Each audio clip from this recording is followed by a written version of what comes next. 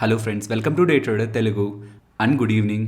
Sensex 500 points rally అయ్యి 54,253 దగ్గర close అయితే, నిఫ్టీ 144 పాయింట్స్ ర్యాలీ అయ్యి 16,170 దగ్గర క్లోజ్ అయింది. వెరస్ బ్యాంక్ నిఫ్టీ 755 పాయింట్స్ ర్యాలీ అయ్యి 35,095 దగ్గర క్లోజ్ అయింది. ఇవాల్టి మార్కెట్ ఒక ప్రైజ్ యాక్టివిటీ. నిఫ్టీ ఓపెనింగ్ దగ్గర నుంచి 200 పాయింట్స్ ఫాల్, అక్కడి నుంచి నియర్ టు 270 పాయింట్స్ దగ్గరగా రికవర్ అయింది. ఒక V shape recovery clearly. But bank నిఫ్టీలో అలా కాదు, ఓపెనింగ్ దగ్గర నుంచి కొంతవరకు ఫాల్, లైక్ ఒక 300 పాయింట్స్ దగ్గరగా ఫాల్. బట్ ఆ 300 పాయింట్స్ ఫాల్ తర్వాత నుంచి మోర్ దెన్ 800 పాయింట్స్ దగ్గరగా లోస్ నుంచి బ్యాంక్ నిఫ్టీలో ర్యాలీ కనిపించింది.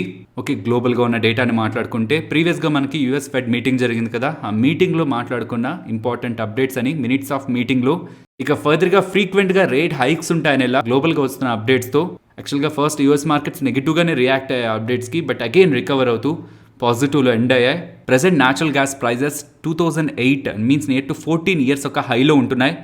$9 per MMBTU. గ్లోబల్గా మెటల్ ప్రైజెస్ కూల్ ఆఫ్ అయ్యాయి అండ్ క్రూడ్ ఆయిల్ కూడా $114-115 per barrel కొంత స్టేబుల్గా ఉంది. కానీ న్యాచురల్ గ్యాస్ ప్రైజెస్ మాత్రం కాన్స్టెంట్గా ర్యాలీ అవుతూ 14-year హైకి వెళ్తూ ఉండడం. సో దీంతో ఇండియన్ కంపెనీస్ ఎవరైతే యూరోప్లో బిజినెస్ చేస్తున్నారో, ఇది రా మెటీరియల్గా యూజ్ చేస్తున్న కంపెనీస్ ఒక మార్జిన్స్ అప్కమింగ్ క్వార్టర్ ఒక మార్జిన్స్ని ఇంపాక్ట్ చేస్తున్న విషయాన్ని మనం గుర్తుంచుకోవాలి. అండ్ ఇవాళ ఎఫ్ఐఎస్ సెల్లింగ్ రిలేటెడ్గా కొన్ని ఇంట్రెస్టింగ్ డేటా పాయింట్స్ కనిపించాయి. ఈ వైరస్ రిలేటెడ్గా ఈవెంట్ ఉంటున్నప్పుడు ఇండియాలోనే ఎక్కువగా ఎఫ్ఐఎస్ ఇన్వెస్ట్మెంట్స్ చేశారు. కానీ డిసెంబర్ 2020 ఎండింగ్లో ఎఫ్ఐఎస్ ఒక ఓనర్షిప్ 21.5% ఉంటే ఎన్ఎస్ఈ 500 కంపెనీస్లో, ఈ మార్చ్ ఎండెడ్ క్వార్టర్ 2022 ఎండెడ్ క్వార్టర్కి 19.5% ఉందనేలా, మీన్స్ నియర్ టు 2% వాళ్ళ వాటాని డిసెంబర్ 2022 ఇప్పటికీ కట్ చేస్తున్నారు ఇండియన్ ఈక్విటీస్లో అనేలా మనకి డేటా కనిపిస్తూ ఉంది. ఫ్రెండ్స్, ఈ వీడియోలో మేము పెడుతున్న ఎఫర్ట్స్ మీకు వాల్యుబుల్గా అనిపిస్తే వీడియోని తప్పకుండా లైక్ చేయండి. Next, thermal power plant developer అయిన రతన్ ఇండియా ఎంటర్ప్రైజెస్ గురించి మాట్లాడుకోవాలి. వీళ్ళకి ఆల్రెడీ 2-wheeler ఎలక్ట్రిక్ వెహికల్ సెగ్మెంట్లో రివోల్ట్ అనే బ్రాండ్ రిలేటెడ్గా వాటా ఉంది.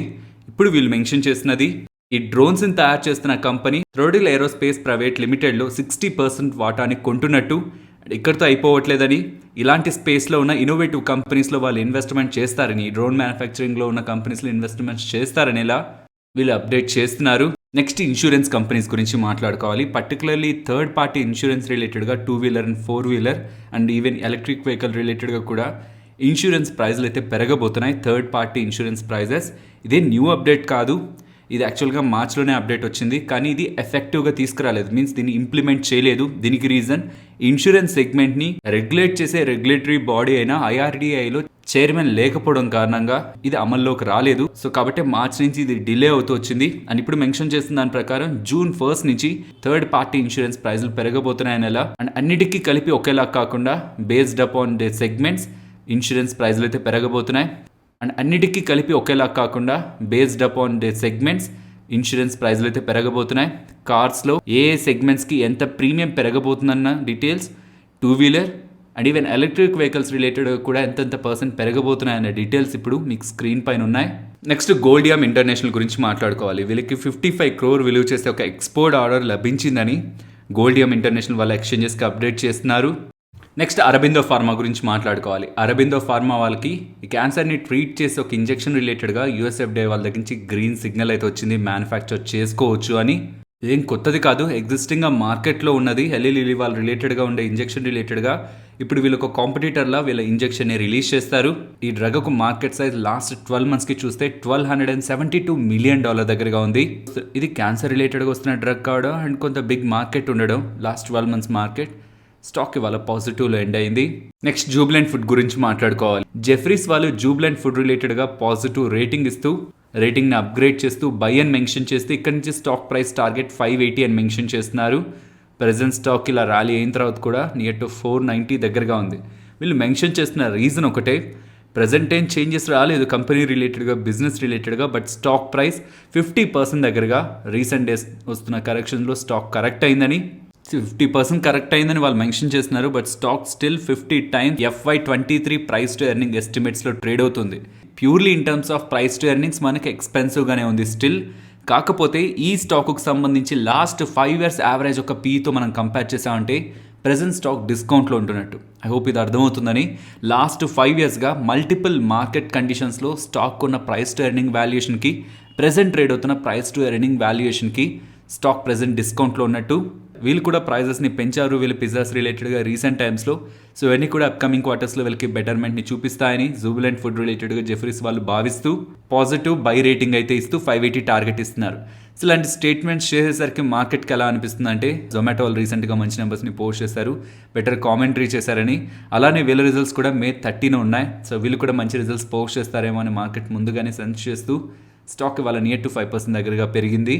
నెక్స్ట్ వడాఫోన్ ఐడియా గురించి మాట్లాడుకోవాలి. వడాఫోన్ ఐడియా వాళ్ళు గవర్నమెంట్ ఆఫ్ ఇండియా కట్టాల్సిన పెద్ద మొత్తంలో ఉన్న డ్యూస్లో గవర్నమెంట్ ఆఫ్ ఇండియా ఒకవేళ మీరు కట్టాల్సిన డబ్బుల్ని కట్టలేని పక్షంలో దానికి బదులుగా మీ కంపెనీలో ఉన్న ఈక్విటీని మాకు ఇవ్వండి అని అడిగినప్పుడు ఎయిర్టెల్ వాళ్ళు దానికి అంగీకరించలేదు, కానీ వడాఫోన్ ఐడియా వాళ్ళు దానికి అంగీకరించారు.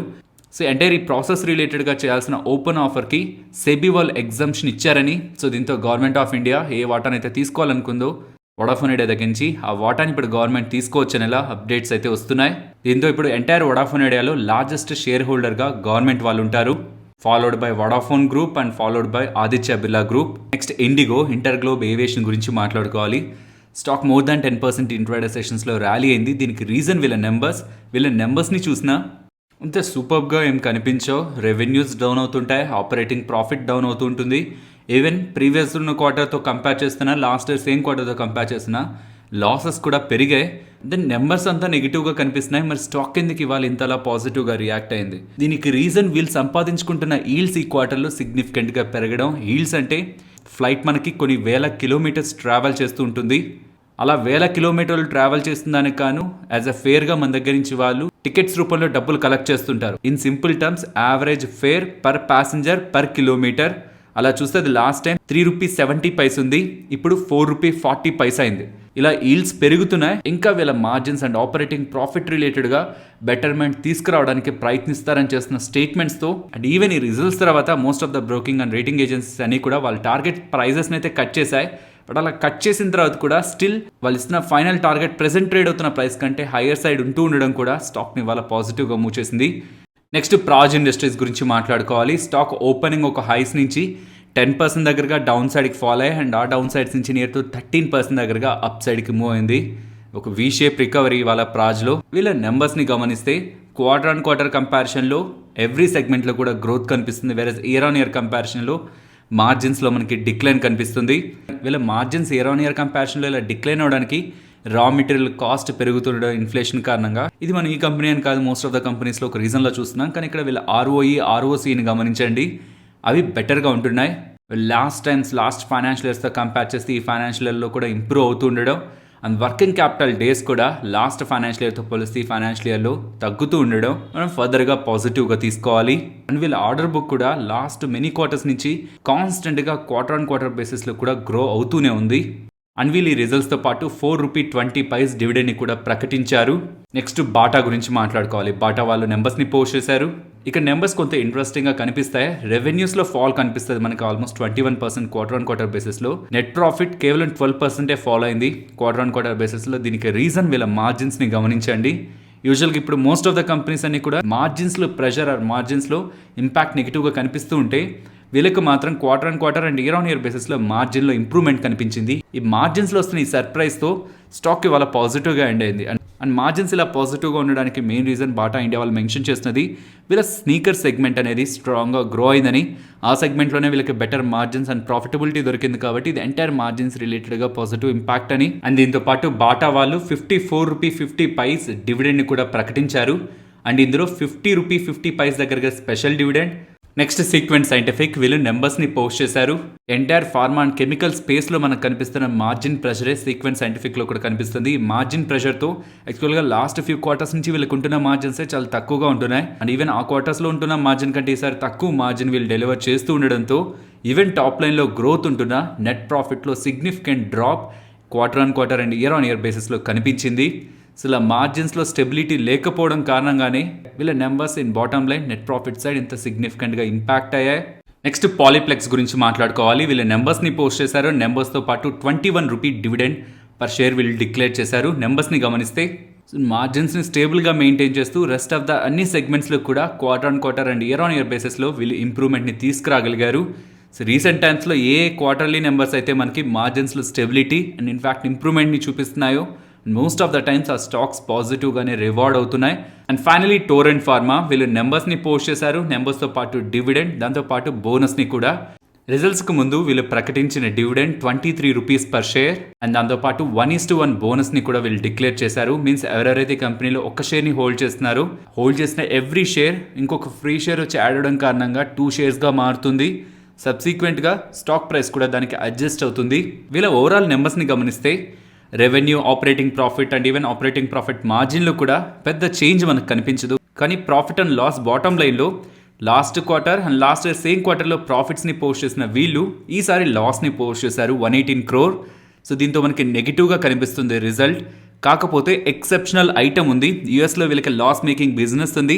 ఆ లాస్ మేకింగ్ బిజినెస్ని షట్ డౌన్ చేశారు అండ్ దాని రిలేటెడ్గా ఎక్సెప్షనల్గా 485 crore లాస్ని వీళ్ళు మెన్షన్ చేశారు. దీంతోనే మనకి ఇలా నెట్ ప్రాఫిట్ డౌన్ అవుతుంది. కానీ ఆ ఎక్సెప్షనల్ ఐటమ్ లేకపోతే ఇక్కడ profitability quarter and quarter and year on year బేసిస్లో బెటర్గా ఉండేది. దీంతో పాటు వీళ్ళ బ్రెజిల్ అలాగే ఇండియా బిజినెస్ రిలేటెడ్గా హై మార్జిన్ బిజినెస్ రిలేటెడ్గా కమింగ్ క్వార్టర్స్లో బెటర్మెంట్ ఉంటుందని వీళ్ళు చేసిన పాజిటివ్ కామెంట్స్ కూడా స్టాక్ ఇవాళ మోర్ దాన్ 10% మూవ్కి రీజన్ అయ్యాయి. Next Nifty and bank Nifty support and resistance present ఉన్న లెవెల్స్ నుంచి డౌన్ సైడ్కి ఫాలో అవుతుంటే 16,080. ఇక్కడ మనకి ప్రీవియస్గా కూడా మల్టిపుల్ టైమ్స్ ప్రైస్ యాక్టివిటీ కనిపించింది కాబట్టి ఈవెన్ ఇవాళ కూడా ఆ పాయింట్స్లో సపోర్ట్ తీసుకొని నిఫ్టీ మూవ్ అయింది కాబట్టి డౌన్ సైడ్కి వస్తున్నప్పుడు ఇది immediate support and below that 15,980 and above వస్తుంటే 16,260 and above 16,340. And bank Nifty support present ఉన్న లెవెల్స్ నుంచి down side 34,790 and above 35,560. Next Nifty option chain data present ఉన్న లెవెల్స్ నుంచి టాప్ సైడ్కి వెళ్తున్నప్పుడు నిన్నట్లానే 16,500 దగ్గరే హ్యూజ్ ఓఐ యాక్టివిటీ స్టిల్ ఇవాళ కూడా బిల్డ్ అవుతుంది. ఈవెన్ డౌన్ సైడ్ 16,000 దగ్గరే ఇంట్రాడే అండ్ ఓవరాల్గా కూడా సిగ్నిఫికెంట్ డేటా బిల్డ్ అవుతుంది కాబట్టి ఇదే 500 పాయింట్ రేంజ్ రీసెంట్ డేస్ నుంచి కూడా నిఫ్టీలో మార్కెట్ రేంజ్గా మీన్స్ నిఫ్టీ ఇదే రేంజ్లో ట్రేడ్ అవుతుందనేలా కాల్ అలాగే పుట్ రైటర్స్ భావిస్తున్నారు. ఫైనలీ ఇది ఫ్రెండ్స్ మన వీడియో నచ్చిందా? నచ్చితే మన వీడియోని లైక్ చేయండి ఫ్రెండ్స్. అండ్ ఈ వీడియో మన వాళ్ళకి యూజ్ అవుతుంది అనుకుంటే తప్పకుండా షేర్ చేయండి. అండ్ మన ఛానల్ని సబ్స్క్రైబ్ చేయనట్లయితే ఛానల్లో ఉన్న కంటెంట్ని గమనించండి. ఇఫ్ ఆ కంటెంట్ మీకు యూస్ఫుల్గా ఉంది అనుకుంటే ఛానల్ని సబ్స్క్రైబ్ చేసి పక్కనే ఉన్న బెల్ ఐకాన్ క్లిక్ చేయండి. మరొక ఇంట్రెస్టింగ్ వీడియోతో మళ్ళీ మీ ముందుకు వస్తాను. అంతవరకు టేక్ కేర్. జై హింద్.